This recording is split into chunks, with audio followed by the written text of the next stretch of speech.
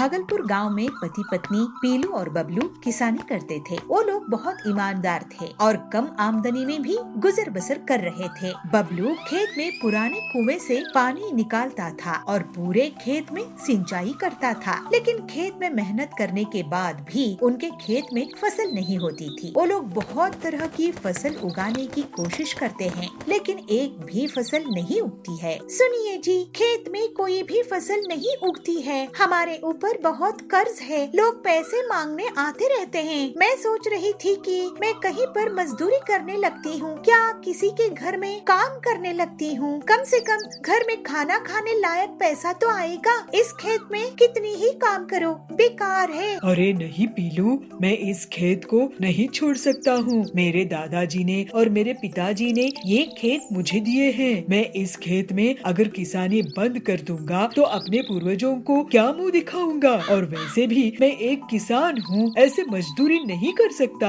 लेकिन हम कब तक ऐसे ही रहेंगे? देखो, तुम्हारा कहना सही है कि घर के लिए कमाई होनी चाहिए, तो तुम कहीं पर काम कर लो। मैं इस खेत में फसल बोता रहूंगा, क्योंकि ये मेरे लिए माँ जैसी है। अगर इसे ऐसे ही खाली छोड़ दिया तो यहाँ लोग शराब पीने लगेंगे और यहाँ गंदगी फैलाई जाएगी। ठीक है जी। फिर पीलू लोगों के घर काम करने लगी और बंटी खेती जारी रखता है और बहुत दिनों तक वो ऐसे ही धूप में मेहनत करता था। एक दिन उसे अचानक चक्कर आ जाता है और वो बेहोश हो जाता है। तो पीलू उसको डॉक्टर के पास ले जाती है। डॉक्टर साहब, देखिए इन्हें क्या हुआ है। सुनो बबलू भाई, आप अब बहुत कमजोर हो गए हो धूप में काम कर करके। कुछ महीने आराम करो। लेकिन अभी तो बीज बोने हैं, मैं आराम नहीं कर सकता। बबलू फिर से अपने खेत में काम करने लगता है। हे भगवान, इनको कैसे समझाऊं कि अपनी सेहत का ख्याल रखा करें। अब आप कुएं से पानी नहीं निकालेंगे, मैं निकालूंगी। पीलू कुएं से पानी निकालने लगी है, तभी उसमें से एक बाल्टी भर रुपये निकल आते हैं। ये देखकर दोनों पति पत्नी चौंक जाते हैं। अरे ये क्या, इतने सारे पैसे? तभी उसके खेत से एक देवी प्रकट होती है। बेटा बबलू, बेटी पीलू, मैं धरती माँ हूँ। तुम्हारी सेवा और ईमानदारी से बहुत खुश हूँ। बबलू, आज के इस लालच के जमाने में तुमने गरीबी झेली, लेकिन अपना खेत नहीं बेचा। इतने सालों तक मैं तुम्हारी परीक्षा ले रही थी और तुम्हारी फसल नहीं उगने दे रही थी, लेकिन तुमने अपनी उम्मीद नहीं छोड़ी। अब तुम्हारे इस कुएं से पैसे निकलेंगे और तुम और जमीन खरीदकर लोगों के लिए अनाज उगाओ, उनका पेट भरो। मेरा आशीर्वाद है तुम पे। ऐसा कहकर देवी वहाँ से चली जाती है और उनके वरदान के कारण दोनों पति पत्नी का जीवन हंसी खुशी बीतने लगता है। जबलपुर गांव के जंगल में बबली एक ठेले में गन्ने का जूस बेचा करती थी। उसकी दुकान बहुत अच्छे से चलती थी और गर्मी में तो ग्राहकों की हमेशा से भीड़ लगी रहती थी। बबली सबसे बहुत अच्छे से बात करती थी। ऐसे ही बहुत समय तक काम करते हुए उसने बहुत पैसे कमाए और फिर कालू से शादी कर ली। अपनी सफलता के कारण उसको बहुत घमंड हो गया था और वो गरीब ग्राहकों से बदतमीजी से बात करती थी। बबली दीदी, मुझे 2 ग्लास ताजा गन्ने का जूस देना, मैं आपको पैसा कल दे दूंगा। अगर कल पैसे देने हैं तो कल ही जूस पीना। तुम गरीब लोगों की सेवा के लिए दुकान नहीं खोली है मैंने। अरे बबली दीदी, आप ऐसे कैसे बात कर रही है? मैं तो आपका रेगुलर ग्राहक हूँ। देखो बंटी भैया, पैसे रखो और जूस पियो। और हाँ, आज से गर्मी शुरू हो रही है ना, आज से 20 रुपया ग्लास नहीं बल्कि 40 रुपया ग्लास गन्ने का जूस मिलेगा। इस तरह से बबली बहुत घमंड हो चुकी थी। गरीब ग्राहकों से पैसे रखवाती थी, फिर गन्ने का जूस देती थी। कोई गन्ने का जूस नहीं बेचा था जिसकी बबली फायदा उठा रही थी। लेकिन अगले ही दिन बबली की दुकान के सामने पीलू चिड़िया अपना गन्ने का जूस का ठेला खोलती है। उसकी दुकान चलती देखकर बबली उसे जलने लगती है। पीलू चिड़िया, तुम मेरे ठेले के सामने गन्ने का जूस क्यों बेच रही हो? मैं तुम्हारी दुकान चलने नहीं दूंगी। अरे सुंदरी दीदी, गुस्सा मत करो। जंगल में इतने ग्राहक हैं कि हम दोनों की दुकान अच्छे से चल सकती है। पीलू की बातें सुनकर बबली चुप हो जाती है। पीलू अपने ग्राहकों से बहुत अच्छे से बात करती थी, जबकि बबली अभी भी बहुत घमंड से रहती थी। जल्द ही पीलू की दुकान में भीड़ लगने लगती है, क्योंकि वो गन्ने का जूस को सिर्फ 15 रुपए में बेचा करती थी। ये पीलू तो बहुत ही चालाक निकली, सस्ते दामों में जूस बेच रही है, इसकी दुकान बंद करवा दूंगी। मैं भी दाम कम कर देती हूँ, लेकिन उतने पैसों में मैं गन्ने का जूस नहीं बेचूंगी, बल्कि केमिकल वाला नकली मिलावटी जूस बेचूंगी। ग्लास का जंबो साइज बड़ा देखकर जंगल वाले मेरे ही पास आएंगे और पीलू की दुकान बंद हो जाएगी। फिर ऐसा सोचकर बबली अपने घर में केमिकल वाला जूस तैयार करती है और मन ही मन बहुत खुश होती है। जंबो गन्ने का जूस ले लो, जंबो गन्ने का जूस, इतने बड़े गन्ने का जूस कभी नहीं देखे होंगे। जंगल के पक्षी बबली की आवाज सुनकर उसकी दुकान की तरफ भागते हैं और ग्लास का साइज देखकर लालच में आ जाते हैं और सिर्फ कुछ ही मिनट्स में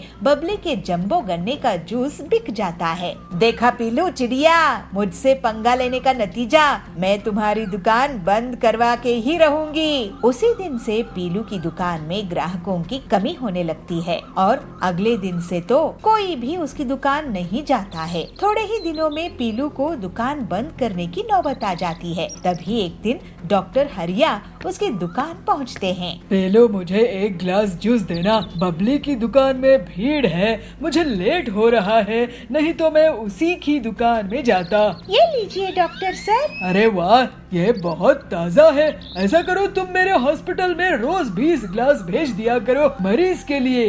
पीलू ये सुनकर बहुत खुश हो जाती है और हरिया के मरीज उसके गन्ने का ताज़ा जूस पीकर ठीक हो जाते हैं। लेकिन तभी वहाँ बबली की दुकान से गन्ने का जूस पीने वाले पक्षी आते हैं और उल्टियाँ करने लगते हैं। अरे ये क्या, इन्हें तो उल्टियाँ हो रही है। उनका टेस्ट होता है और उनसे हरिया पूछता है कि वो लोग क्या खाए पिए थे। तब वो बताते हैं कि रोज वो बबली के यहाँ जूस पीते हैं। बबली, तुमने इस गन्ने की जूस में क्या मिलाया है? तुम्हें पता है सबको किडनी में स्टोन्स हो गए हैं, इन सब की तबीयत खराब हो गई है तुम्हारी दुकान का गन्ने का जूस पीकर। अरे वो ये लोग पीलू की दुकान का जूस पिया करते थे। फिर हरिया बताता है कि पीलू की दुकान के जूस से उसके बीमार मरीज ठीक हो गए हैं। इसके पहले बबली कुछ बोल पाती, सभी पक्षी उसको घेर लेते हैं। बबली, तुम हमसे इतना सारा पैसा लेती हो गन्ने के जूस का, लेकिन ये जहर बेच रही हो। वो पीलू कम दाम में भी हमें स्वादिष्ट और सेहतमंद गन्ने का जूस पिलाती है।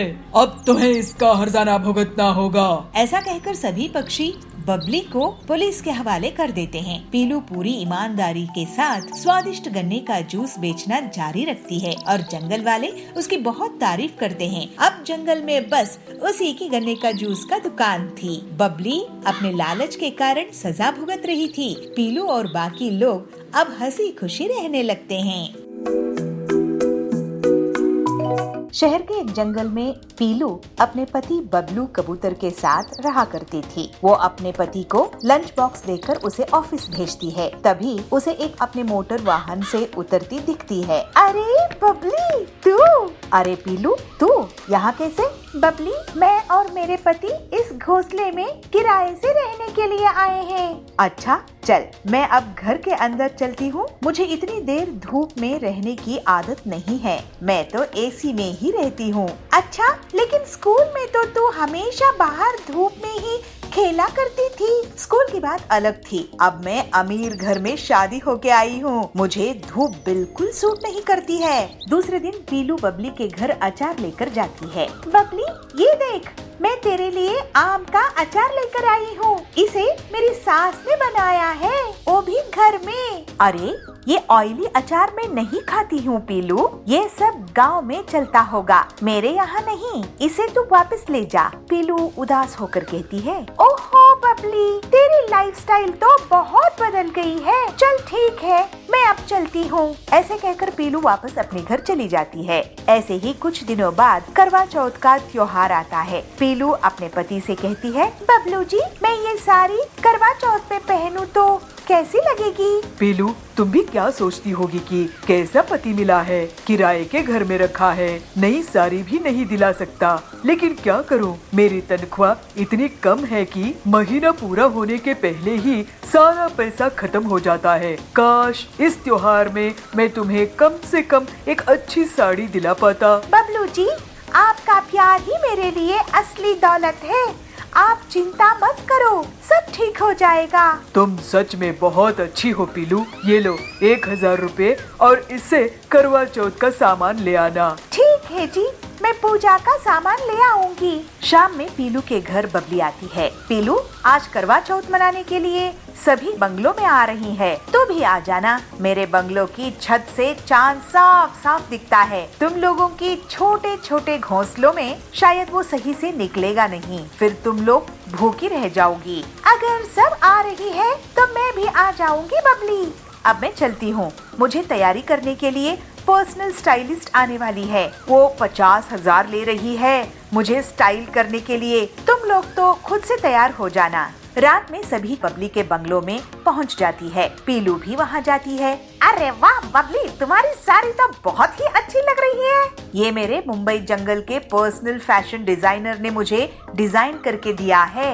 अरे तेरी मेहंदी, उसकी डिजाइन भी कमाल है। ये 25,000 की है। तुम्हारी मेहंदी के खर्च से हमारा पूरा घर ही चल सकता है। सब हंसने लगते हैं। चलो, अब चांद निकलने वाला ही है, लेकिन मेरे पति नहीं आए हैं। उनके हाथों से मैं फिल्टर्ड वाटर पीऊंगी, उसके बाद ही अपना व्रत तोड़ूंगी।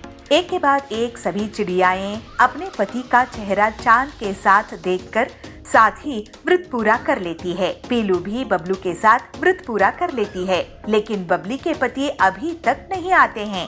फिर सभी अपने अपने घर चली जाती है। देर रात को पीलू बबली को फोन लगाती है। अरे बबली, फोन क्यों नहीं उठा रही है? उसके पति घर आए कि नहीं? ऐसे कहते हुए वो अपने पति के साथ बबली के घर जाती है। वहाँ वो देखती है कि बबली अपने हॉल में बेहोश पड़ी हुई है। फिर पीलू तुरंत ही डॉक्टर को फोन लगाती है। इन्हें तो डिहाइड्रेशन हुआ है, इन्हें मैं एक इंजेक्शन देता हूँ, इससे इनकी हालत संभल जाएगी। इनके पति को जल्दी से बुलाओ। फिर बबलू तुरंत ही बबली के पति के ऑफिस पहुंच जाता है और उन्हें पूरी बात बताता है। वो दोनों जल्द से जल्द घर वापस आते हैं। आप कहाँ रह गए थे? आपका फोन नहीं लग रहा था। बबली, तुमने मुझे बताया ही नहीं कि आज तुमने करवा चौथ का व्रत रखी है। चलो अब जल्दी से अपना व्रत पूरा कर लो। फिर पीलू की मदद से बबली अपना व्रत पूरा कर लेती है। बबली, तुमने भाई साहब को व्रत के बारे में क्यों नहीं बताया? मैं फैशन और मेकअप में इतना ध्यान ही नहीं दी कि मुझे इन्हें बताना था, याद ही नहीं रहा। पीलू, तुम्हारी सादगी से मैं सीखूंगी कि इतने कम पैसों में भी कैसे अच्छे से रहते हैं। अब मैं अपनी दौलत के लिए इतनी घमंडी नहीं रहूंगी। उसके बाद से बबली सुधर जाती है और सादगी से अपना जीवन बिताने लगती है। मगरू और रिंकू एक शहर में रहते थे। दोनों एक दूसरे के बहुत बड़े दुश्मन थे। मगरू को अपनी स्विमिंग की काबिलियत में बहुत घमंड था और रिंकू खरगोश को अपने भागने की काबिलियत पर। उनकी दुश्मनी का फायदा उठाने की फिराक में बहुत से जानवर रहते थे और उन्हें एक दूसरे के खिलाफ भड़काते थे। लेकिन तोता ऐसा था जो उन दोनों का दोस्त था। मगरू, मेरे ख्याल से तुम्हें और रिंकू को दोस्ती कर लेनी चाहिए।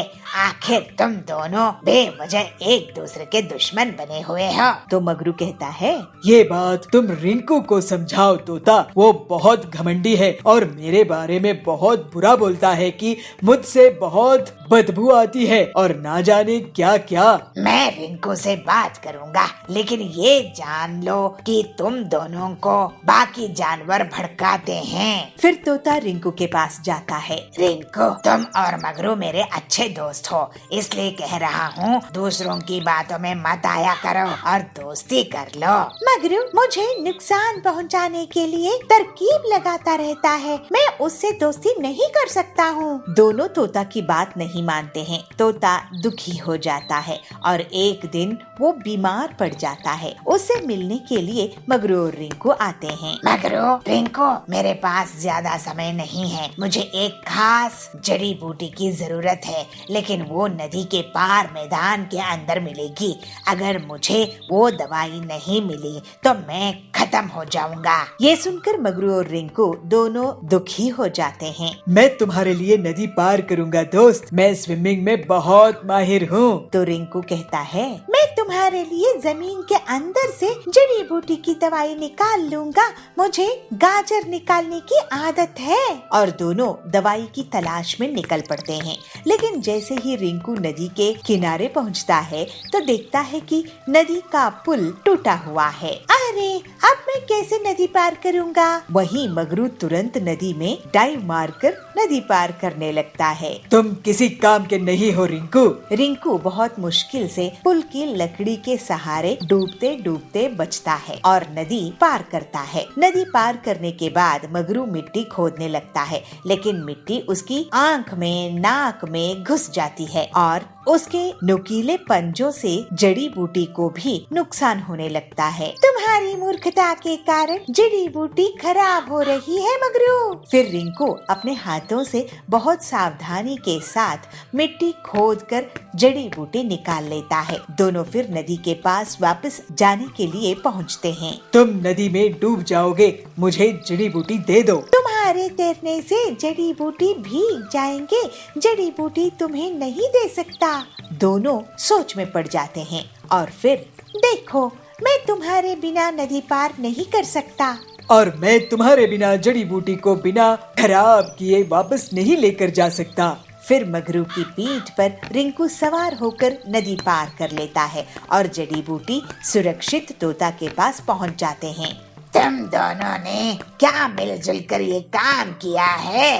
हाँ, तुम्हारी दोस्ती के लिए हम दोनों ने अपनी दुश्मनी भुला दी। हमारी दुश्मनी से बढ़कर तुम्हारी तबीयत बड़ी है तोता। बहुत अच्छे मेरे दोस्तों, मैं तबीयत खराब होने का नाटक कर रहा था। मैं देखना चाहता था कि तुम दोनों मेरी दोस्ती निभाते हो कि अपनी अपनी दुश्मनी, और तुम दोनों ने ये साबित कर दिया कि तुम भी दोस्त बनकर रह सकते हो। और फिर मगरू और रिंकू समझदारी दिखाते हैं और अच्छे दोस्त बन जाते हैं और अब उन्हें कोई भी एक दूसरे के खिलाफ भड़का नहीं सकता था। कभी भी सिर्फ दूसरों के कहने पर किसी को अपना दुश्मन नहीं मान लेना चाहिए। एक गांव के जंगल में पिंटू गेंडा रहता था। उसे अपने नाक की सींग पर बहुत घमंड था। जब भी वो अपनी नाक की सींग देखता उसे बहुत अच्छा लगता था, लेकिन पिंटू को अपनी मोटी खाल पर दुख होता था। वाह, क्या नाक की सींग मेरी! ऐसी बड़ी बड़ी सींग के लिए तो बहुत सारे गेंडे तरसते हैं। मेरी जैसी सींग तो अच्छे अच्छे अमीर गेंडों के पास नहीं होती है, लेकिन मेरी खाल इतनी मोटी क्यों बना दी समझ नहीं आता। काश मेरी खाल पतली होती तो ये सींग और भी खूबसूरत लगती। एक दिन उस गांव के जंगल में शेर घुस आता है और वो वहाँ के जानवरों के ऊपर हमला करके उन्हें नुकसान पहुँचाने लगता है, जिससे सभी जानवर शेरा से बहुत डर जाते हैं। अरे ये शेरा कहाँ से आ गया है? वो तो बहुत ही खूंखार और खतरनाक है। कल मुझ पर हमला करके मुझे घायल कर दिया और मेरा सारा पैसा लूट लिया। ऐसे ताकतवर जानवर से तो मेरा कभी सामना नहीं हुआ। अगर ऐसा वो तुमको हरा सकता है भल्लू भाई, तो मुझ जैसे छोटे जानवरों को तो ये गांव छोड़कर ही जाना पड़ेगा। ये सब पिंटू सुन रहा था। तब छोटू की नजर उस पर पड़ती है। पिंटू भाई, उस मुसीबत से तो तुम ही बचा सकते हो। मैं क्या कर सकता हूँ छोटू, बताओ मुझे। तुम्हारी खाल इतनी मोटी है कि वो तुम पर अगर हमला भी करेगा तो उसके हमले का तुम पर कोई असर ही नहीं पड़ेगा। फिर हम सब उसको मिलकर पकड़ लेंगे। ये तुम क्या कह रहे हो छोटू? तू क्या मेरी मोटी खाल का मजाक उड़ा रहे हो? नहीं पिंटू, छोटू तुम्हारा मजाक नहीं उड़ा रहा है, वो सही कह रहा है। तुम्हारी मदद से हम उस शेरा को पकड़ लेंगे। और फिर सभी जानवरों की बात सुनकर पिंटू उनके साथ शेरा को पकड़ने के लिए तैयार हो जाता है। और फिर पिंटू अकेला गांव के सुनसान इलाके में घूमता रहता है। उसी समय शेरा आ जाता है। वाह, आज तो मोटी खाल वाला आया है, इसको हराने में मजा आएगा। शेरा को देखकर पिंटू डर जाता है। शेरा उसको पकड़ने के लिए भागता है और तुरंत ही झपटा मारता है। शेरा के तेज धार वाले नाखून उसकी मोटी खाल से टकराते हैं, लेकिन नुकसान नहीं पहुंचा पाते हैं। अरे ये क्या, इस पर तो मेरे हमले का कोई असर नहीं हो रहा है। शेरा बहुत गुस्से में आ जाता है, लेकिन वो पिंटू का कुछ बिगाड़ नहीं पाता। तभी पिंटू एक तरफ भागता है और शेरा पर मोटा सा जाल आकर गिरता है और शेरा पकड़ा जाता है। वहाँ के जानवर तुरंत पेड़ों और झाड़ियों के पीछे से आते हैं और शेरा की पिटाई कर देते हैं। शेरा भाग खड़ा होता है। अब मैं इस गांव की तरफ मुंह मोड़ कर भी नहीं देखूंगा।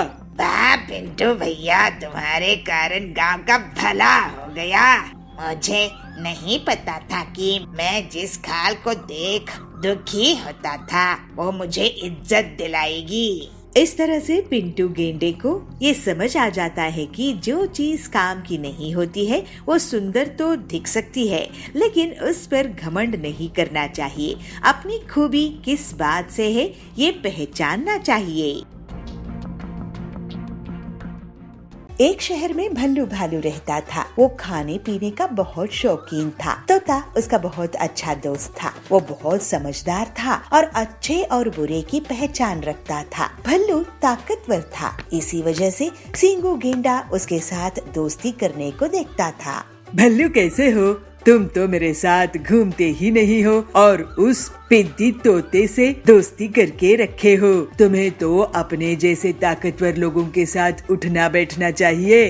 तोता बहुत अच्छे मन का है, वो मेरा बचपन से दोस्त है। बचपन की बात अलग होती है, कमजोर लोगों के साथ रहने से बदनामी होती है। मेरे साथ घूमो, हमसे ज्यादा ताकतवर इस पूरे इलाके में कोई नहीं है, हमारा दम रहेगा।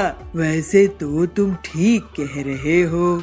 और इस तरह से भल्लू सींगू की चाल में फंस जाता है। अब हर दिन उसी से मिलता था और उसकी ताकत के घमंड में वो भी घमंडी हो जाता है। अब भल्लू तोता से नहीं मिलता था और पूरे इलाके में सींगू के साथ ताकत के घमंड दिखाते हुए घूमता रहता था। एक दिन तोता उसके पास आकर कहता है, भल्लू सींगू की संगत छोड़ दो, तुम गंदे बनते जा रहे हो। तोता तुम छोटे हो, तुम ताकत का प्रभाव नहीं समझोगे। तुम्हारी मर्जी। भल्लू पास में ही मगरू रहता है, उसको मछलियों की दुकान है। वो मुझसे मछलियों का पैसा मांग रहा है। चलो हम चलकर उसको सबक सिखाते हैं, उसकी पूरी मछलियाँ चुरा लेते हैं। तुम्हें उसने परेशान किया, अब तो हमें उसे सबक सिखाना ही चाहिए। भल्लू और सींगू मगरू के घर जाते हैं। मगरू उस समय नहीं था। भल्लू तुम मछलियाँ चुराओ, मैं बाहर नजर रखता हूँ, कोई आएगा तो मैं तुम्हें आवाज दे दूंगा। और भल्लू मछलियाँ चुराने में लग जाता है। तभी वहाँ पर मगरू आ जाता है। मगरू को देखकर सींगू वहाँ से भाग जाता है। मगरू भल्लू को चोरी करता देखकर गुस्से में आ जाता है और वो मछली पकड़ने का जाल फेंक कर भल्लू को पकड़ लेता है। सींगू बचाओ, कहाँ हो? तुम्हारा दोस्त सींगू भाग गया है। भल्लू की बहुत पिटाई हो जाती है। तोता को जब पता चलता है तो वो वहाँ आ जाता है और भल्लू को मगरू से माफी मांगने के लिए कहता है। मुझे माफ कर दो मगरू भाई, मैं ताकत और बुरी संगत में बहक गया था। अगर तोता तुम्हारे लिए नहीं आता भल्लू तो तुम जेल में होते। मुझे माफ कर दो तोता भाई, तुम मेरे सच्चे दोस्त हो। मुझे बुरी संगत में रहने का नुकसान भुगतना पड़ा। बुरे लोग तो सिर्फ मुसीबत में ही फंसा सकते हैं। भल्लू अब से किसी बुरी संगत में नहीं रहता था। वो अब अपने ताकतवर होने का घमंड भी नहीं करता था और ये बात समझ गया था कि दोस्ती अच्छे लोगों से करनी चाहिए, बुरे लोग मुसीबत होते हैं। एक छोटे से गांव में मगरू बदमाश रहता था। वो दूसरे के बच्चों को अपहरण कर लेता था, लेकिन आज तक उसे किसी ने रंगे हाथों नहीं पकड़ा था। तो किसी को ये नहीं पता था कि मगरू ही बच्चों की चोरी करता है। उसी गांव में पिग्गी और पिग्गा रहने के लिए आते हैं। उनके 3 छोटे छोटे बच्चे थे। पिग्गा कहता है, बच्चों, हम काम से बाहर जा रहे हैं, तुम लोग घर को अंदर से बंद कर दो और जब हम आए तभी घर का दरवाजा खोलना। जी पापा। ऐसा कहकर वो और उसकी पत्नी चले जाते हैं और ये देखकर मगरू सोचता है, वाह, इतने सुंदर बच्चे, इन्हें चुराने में मजा आएगा। और मगरू उनके घर जाता है और दरवाजे पर खटखटाता है, लेकिन कोई दरवाजा नहीं खोलता है। एक बच्चा ऊपर खिड़की से उसे देख लेता है। अरे, कोई दरवाजा नहीं खोल रहा है, मैं बहुत देर रुक नहीं सकता, अगली बार पूरी प्लानिंग के साथ आऊंगा।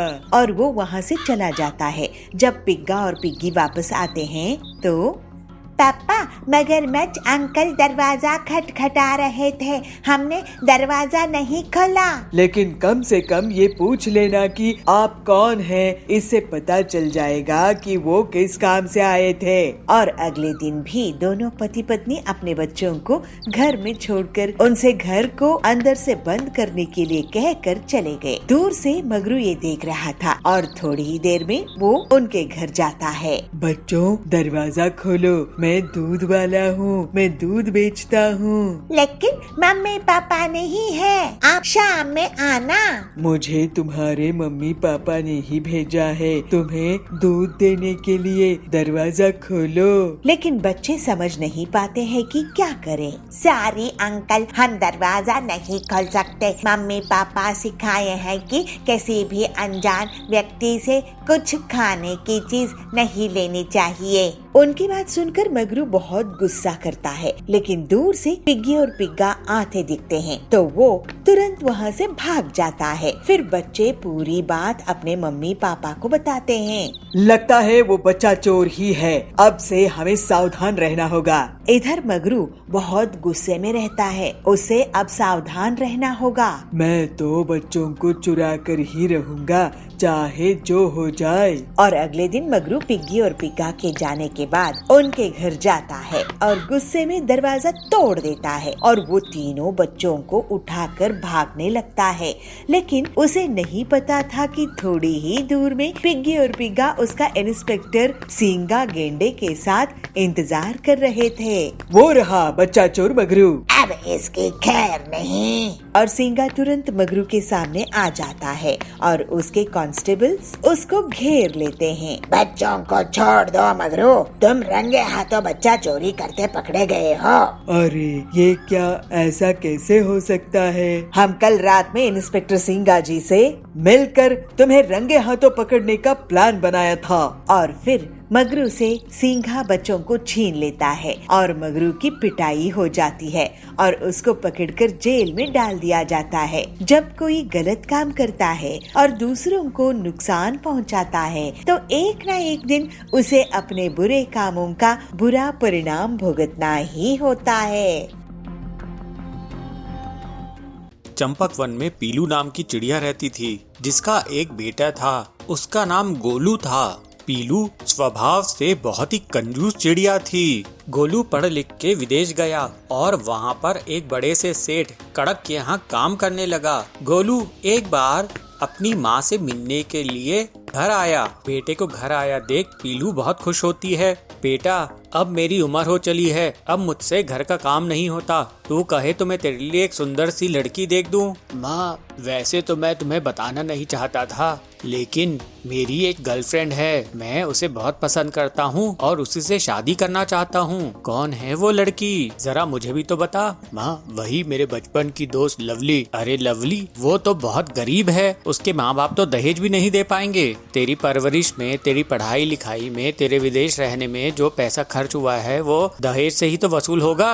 माँ, हमें दहेज क्यों चाहिए? हमें पैसों की कोई कमी थोड़ी ना है। लेकिन बेटा, तेरी शादी में खर्च तो बहुत होगा ना।